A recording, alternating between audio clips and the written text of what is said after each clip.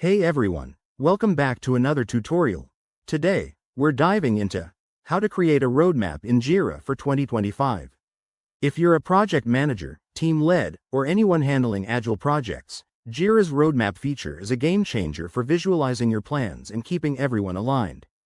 By the end of this video, you'll have a clear, step-by-step guide to get your own roadmap up and running.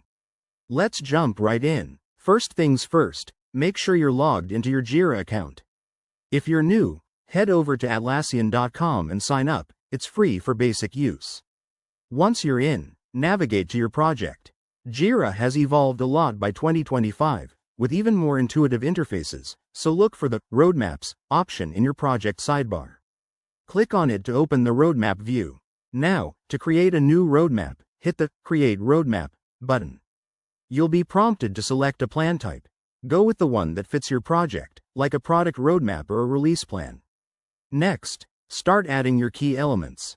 Add epics by clicking the Add Epic button. These are your big ticket items. For each epic, set a timeline by dragging the bars on the calendar view. Jira's 2025 updates make this super easy with AI-assisted scheduling suggestions based on your team's velocity.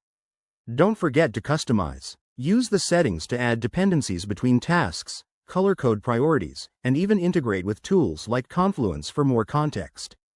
Once your roadmap is built, share it with your team by generating a link or embedding it in dashboards. This ensures everyone stays on the same page. A quick tip: regularly update your roadmap as things change. It's dynamic, not set in stone. And if you're dealing with multiple projects, use Jira's portfolio features to link them all. There you have it. You've just created a professional roadmap in Jira. If you found this helpful, give this video a thumbs up, subscribe for more tech tips, and drop a comment below if you have questions. Thanks for watching, and I'll see you in the next one.